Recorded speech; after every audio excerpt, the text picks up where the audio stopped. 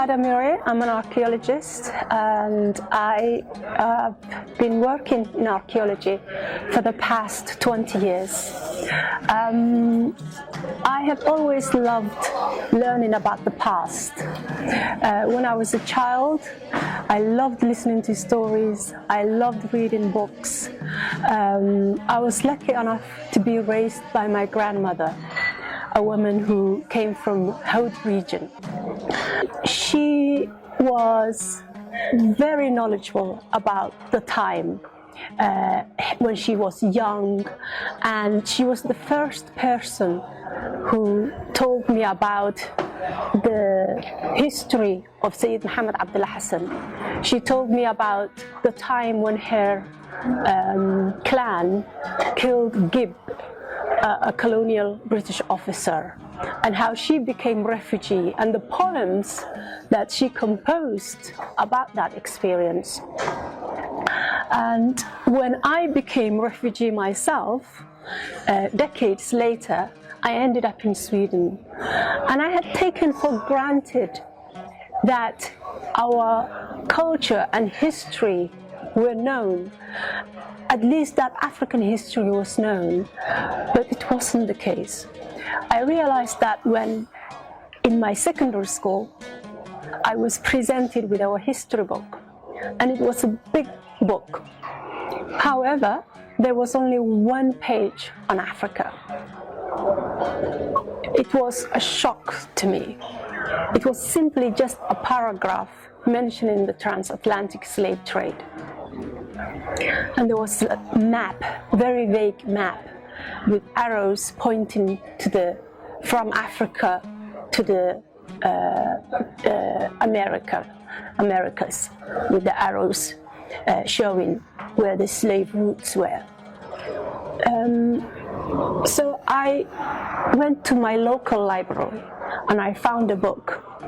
This book was called Africa, the History of a Continent, by a British journalist, Basil Davidson.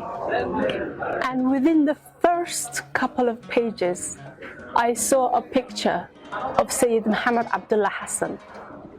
This book made sense to me. There was all these African civilizations, all this history of Africa that my school book was lacking. But there was also a sentence in that book that said, in order to write African history, we need to do archaeological research. At the time, I didn't know what archaeological research was. I was just a secondary school. But a few years later, I enrolled for archaeology. As a person, as I said, I've always loved history, hearing about the past, and reading books. When I came to Sweden, I've always wondered what I have in common with the Swedish people. So I used my love for literature to explore Swedish culture, traditions, and history. I fell in love with the authors of the late 19th century and early 20th century because the experience at the time of poverty in Sweden, where 1.2 million people fled to the United States, resonated with me. And then I started reading further back in history, medieval times. I finally decided I wanted to do archaeology. I also wanted to know about my own people and their history beyond what my grandmother had told me, beyond the 20th century. So I enrolled in archaeology at Lund University in August 2001. And within a couple of years, I started focusing on African archaeology, and I came to London. When I came to London, I realized that not many Africans were studying archaeology. At the time, I was the only undergraduate student studying African archaeology. And when I decided to do the archaeology of the Horn of Africa, I was the only person studying this. There weren't even specialists on the topic at my university in graduate and postgraduate. So there were other scholars who were specializing in different fields, but no one specializing in the Horn of Africa. I decided to come to Somaliland and to do archaeology. I spoke to my family. They were very supportive.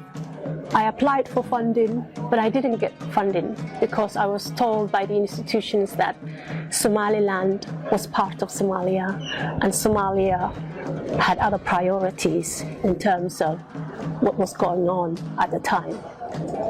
I contacted Somaliland authorities, and they were very welcoming. So although I didn't have any money, I was able to at least come, and my family helped me. My relatives helped me.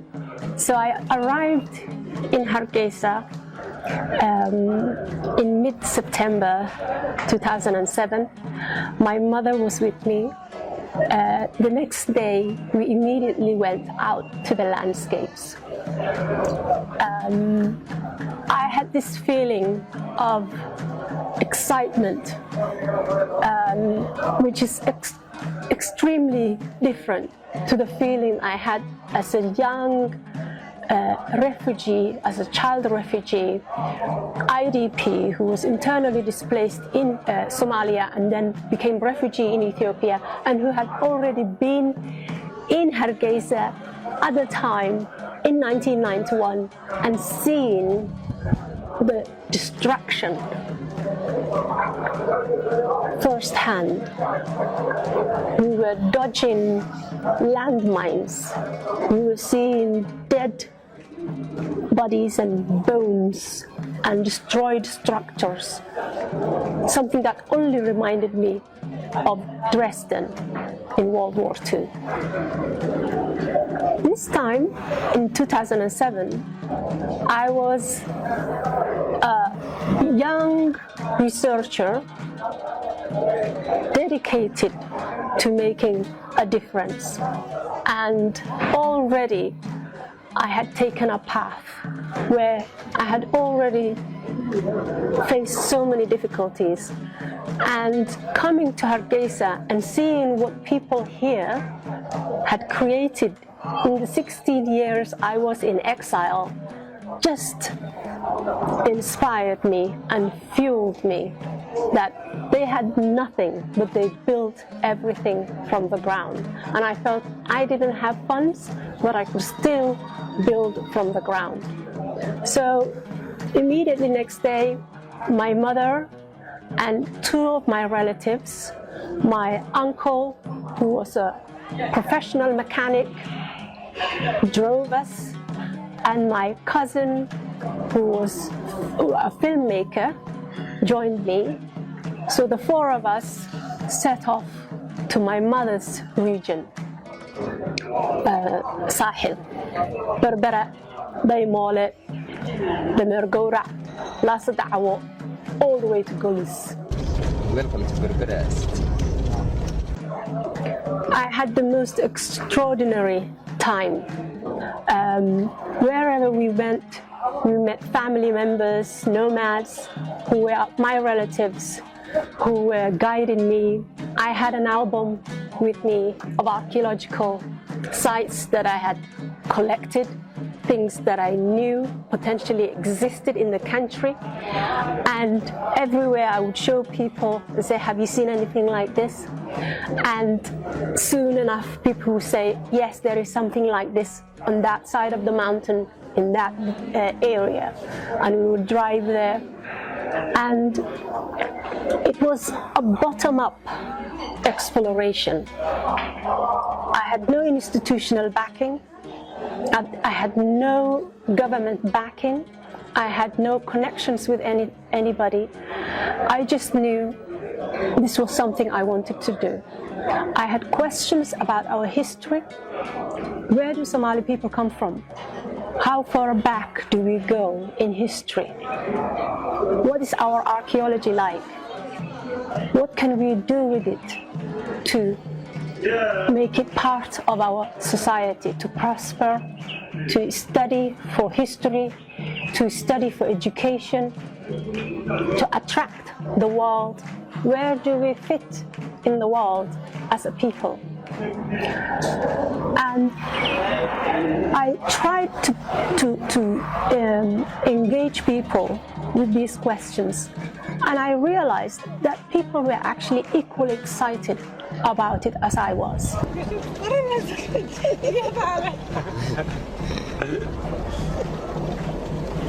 My mother was equally excited, although she didn't understand what archaeology really was. She knew there were things that she didn't know.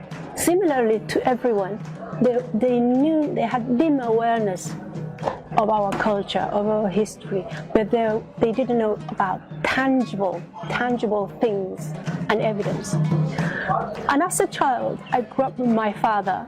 My father was a police officer. He was one of the first people to be trained in fingerprint.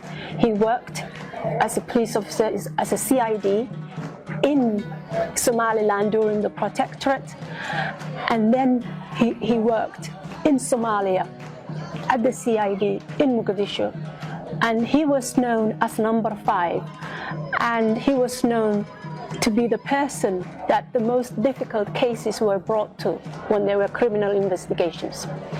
And I remember as a child growing up with him in Mogadishu, watching detectives, and he would tell me about how important it is to not disturb the place, the scene, so that the crime scene should be documented without any contamination.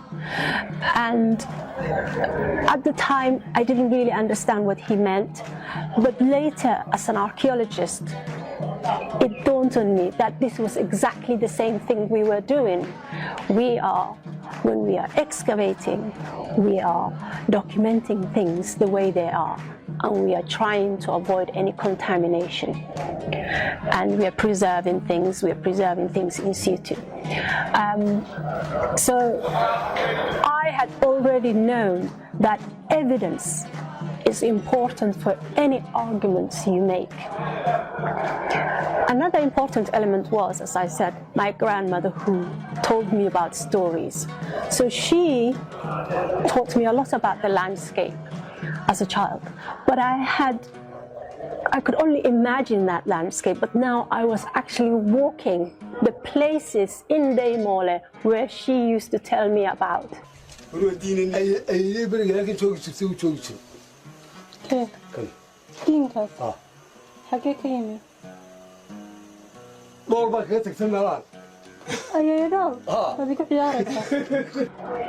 And I was asking people, is this tree this? Is this tree sok? Is this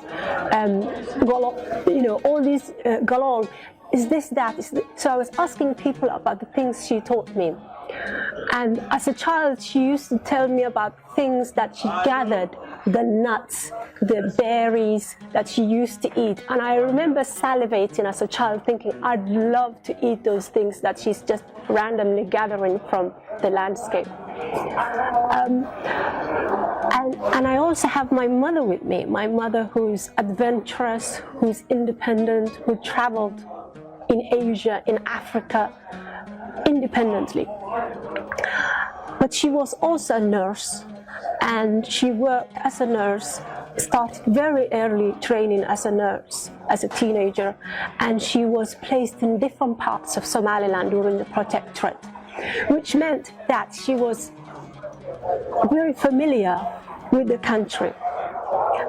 When she married my father, they were together. He was a policeman, positioned in different parts of the country. So again, she got to know very well different parts.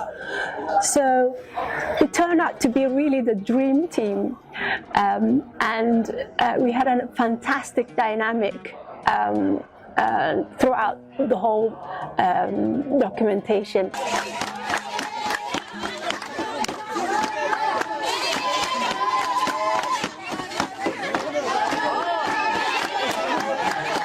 And then we went to the western side, to my paternal side of the family, because obviously I didn't have funds for the field work. So my family were the people who were genuinely willing me to succeed, and I didn't have to pay them. And we were just, iska wax u qabso kind of archaeological project.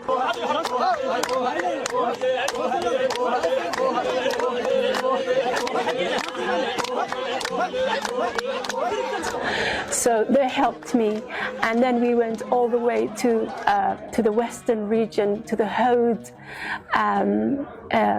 We went to see sites, even area of Buligwadle, further down even in Ethiopia, on the border.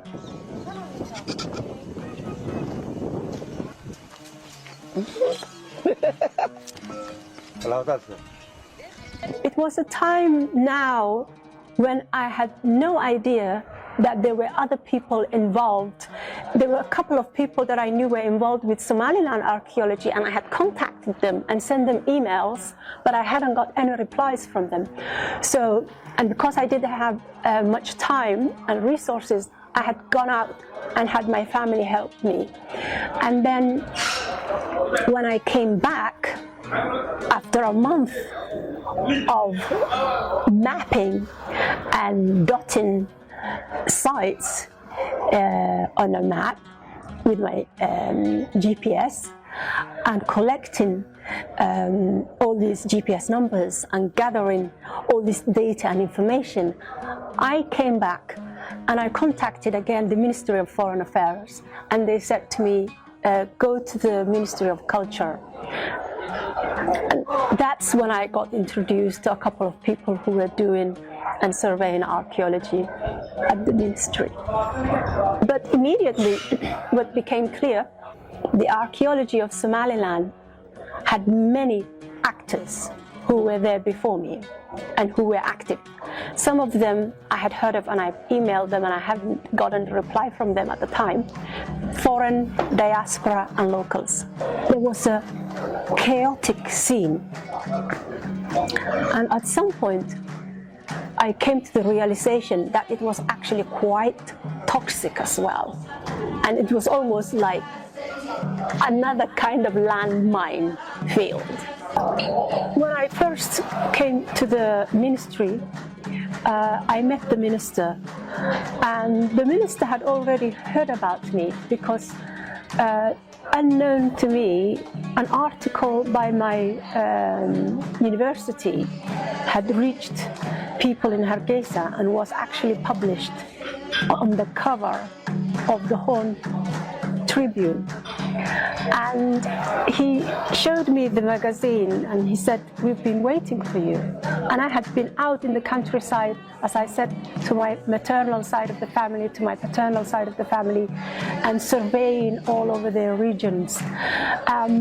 So I said to him that I wanted to help. So we agreed that I should see Somaliland's president with the material I have collected that I had in my laptop and my cameras, and show that to the president, have one-to-one meeting with President Dahabiga, and show him the very rich archaeology that this country has and the fact that we need a department of archaeology. Because the ministry, there was no department of archaeology. There were different people based in different parts. So there was no consolidation by Somaliland government of its heritage. It didn't have a department for archaeology. It was just sporadic missions by foreigners and a local person or a few local people who would take them to sites. So I wanted the government to actually have a department so that they can govern their archaeological and heritage resources. Lucky for me, Mr. Riale Kahin, he was very interested in the topic. So the president, agreed that we need a department of archaeology, and he said that I should build the department and hand him within 3 days a budget for a new department of archaeology. This was a great outcome because I had this dusty laptop with a lot of sites. I had never met a higher official like the president.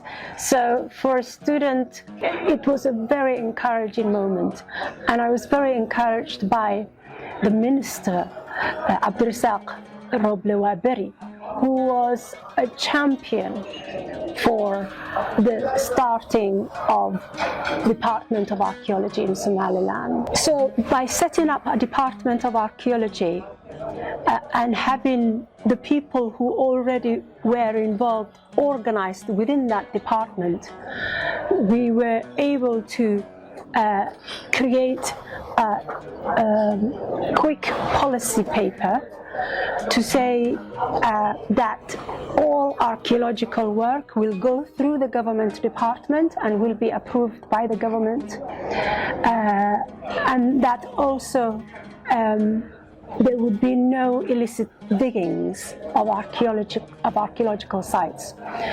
Because before I came, anybody who wanted to excavate anywhere was free to do that. And I have seen some of the agreements that some foreign institutions made with Somaliland, and they were literally nothing you would see in anywhere in the world. They were giving a total monopoly to foreign institutions, to the point where any local person who was a researcher would not have been able to pursue archaeology. It was a shock to me because I knew in many parts of the world archaeology has moved on from being this conventional discipline where certain people run other people's archaeology.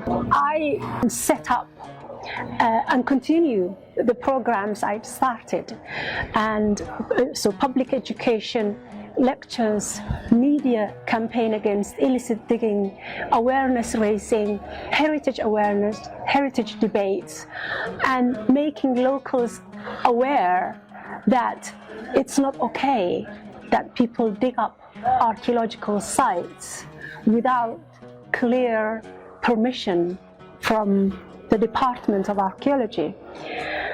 And I suggested that actually we should not excavate any archaeological sites and only focus on documentation of sites until we have national heritage law. And that's why I have never excavated a single archaeological site in Somaliland, because I believe you have to walk the talk yourself. But I also faced a lot of problems, a lot of pressure from people who were already excavating, either if they were foreigners, locals working with foreigners, or diaspora who were part of illicit antiquities trade. Having the Department of Archaeology made Somaliland independent of anybody so that itself governs its archaeology. Within a couple of years, I left as the Director of Archaeology, and I set up a civil society organization working with communities and doing archaeology along with collaborating with the government. So my work has in the past, since 2011, continued through my university affiliations and by implementing it through local civil society organizations, and mainly Horn Heritage Foundation.